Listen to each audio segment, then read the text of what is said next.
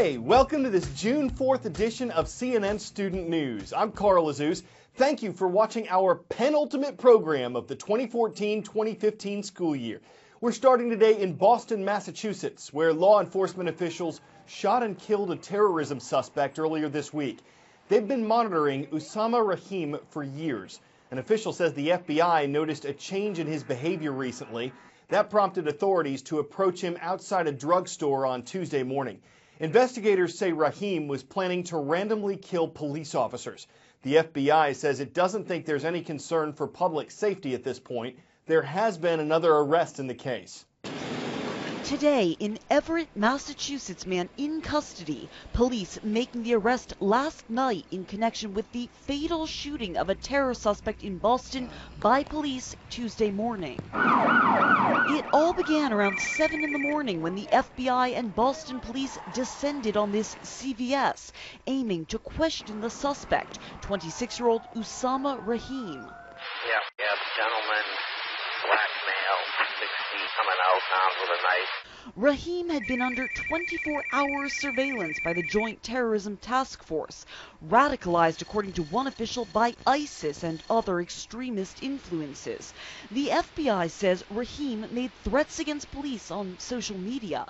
It's a shot 5 unit. It's a shot 5. When officers approached him, Rahim lunged at them with this knife, authorities say, before a federal agent and Boston police officer fired, hitting him in the torso and abdomen. The officers gave several commands for him to drop the weapon, and unfortunately he came at the officers, and they do what they were trained to do, and unfortunately they had to take a life, and that's never an easy decision for any officer to do. The foundational teachings of Islam. Rahim's brother, an imam at a mosque in California, paints a different picture, saying on social media that his younger brother was on his cell phone with their father, waiting for the bus when he was confronted by police and shot in the back 3 times. He says his brother's last words were, "I can't breathe." The shooting is now under investigation, and Boston police say they have a video documenting the entire event. We saw the video. It appears that the law enforcement officers were backing away before they exercised deadly force. Yesterday, police showed community leaders surveillance video of the shooting. Afterward, they said Rahim was not on the phone when he was shot and that he was not shot in the back. Updating you now on political news. There are 2 new names on the list for the 2016 U.S. presidential race. Martin O'Malley launched his presidential campaign on May 30th. He's the former governor of Maryland, former mayor of Baltimore, and he's seeking the nomination for the Democratic Party. Lindsey Graham made his campaign official on June 1st. He's a U.S. senator from South Carolina, and he's seeking the nomination for the Republican Party. So the field is widening. There are now 3 Democrats who are officially candidates. 9 Republicans are officially running. The primaries and caucuses will determine the one candidate from each major party who will be on the 2016 presidential ballot. Anyone who knows the capital of Ghana knows the location of the 3rd school in today's Call of the Roll. We're starting in the Palmetto State of South Carolina. It's where the Knights are watching today at Stratford High School in Goose Creek. The Black Knights are also online in Point Pleasant, West Virginia. Shout out to Point Pleasant Junior Senior High School.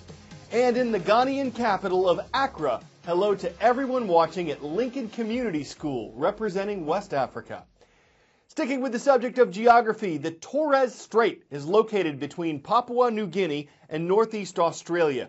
There's a fish that's appeared there recently, an invasive species that authorities are hoping will never make it to the Australian mainland.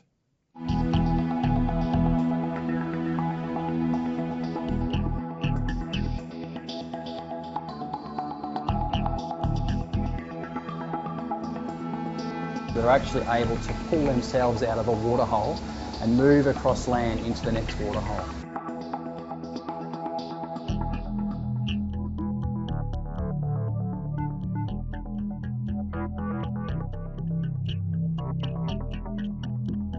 They are eaten by larger fish, barramundi and birds, that they then can become lodged in the throat of those species. So that's where the problem lies.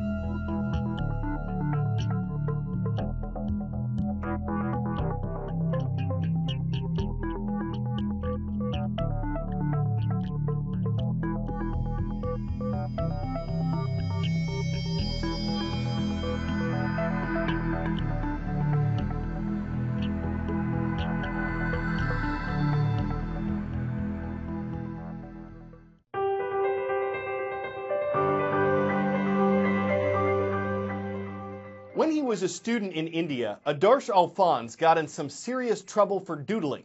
But he kept on drawing and eventually found himself commissioned to do a painting for Pope John Paul II.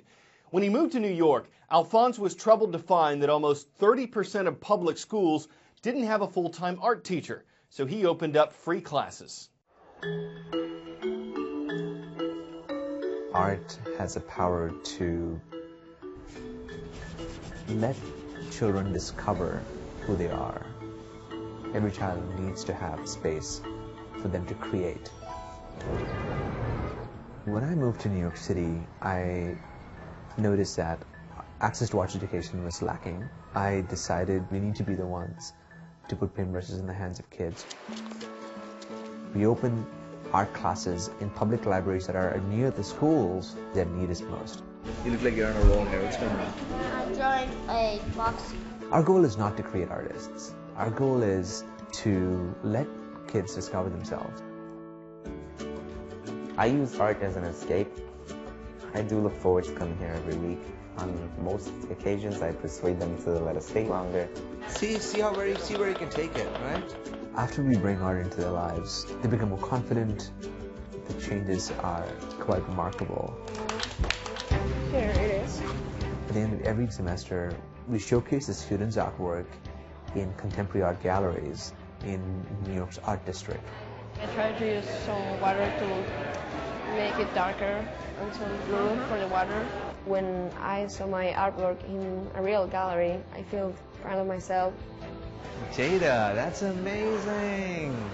I hope it sets a spark that it's okay to chase after your dreams, but you should go after it boldly and fearlessly, and that anything is possible.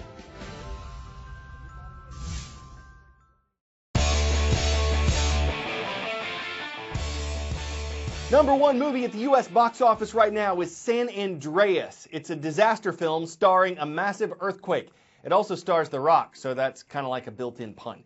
But exactly how realistic is this work of fiction? CNN's Jeannie Mose spoke to a seismologist. A tsunami bearing down on the Golden Gate Bridge, skyscrapers collapsing. Can't fault an earthquake blockbuster for going a little overboard. And before it falls through the cracks, CNN and the film studio are both owned by Time Warner. How does a seismologist size up San Andreas? I'd definitely give it 2 thumbs up. They had me on my edge of my seat. And the tsunami really had scientists rolling their eyes. Oh, it's way too big. It's all a question of magnitude, 9.6 according to the movie, but the San Andreas fault isn't deep or long enough to generate that big of a quake. 2 cities get hit. Could you lose both cities, San Francisco and LA? I think it's highly, highly, highly unlikely. Could the Hoover Dam collapse? No, I think the Hoover Dam's safe. We all laughed at that scene and said, there's water behind the Hoover Dam? That's a little dry humor about the drought. Seismologist Dr. Lucy Jones posed with The Rock at the movie's premiere, then live tweeted scientific inaccuracies. When The Rock approaches the gaping fault line, Dr. Jones tweeted, "OMG, a chasm? If the fault could open up, there'd be no friction. With no friction, there'd be no earthquake." But there's one thing the scientists love. Under the table! Drop, cover, and hold on! The movie repeats the duck, cover, and hold on mantra experts recommend. And if it makes people prepare, what's a little earthquackery? So maybe there's a little cinemagic here and there that seemed too special effected for seismologists who decided it didn't size up. But as long as the science isn't deafening, it's certainly something Hollywood approve of. I'm Carl Azus, keeping it reel to reel for CNN Student News.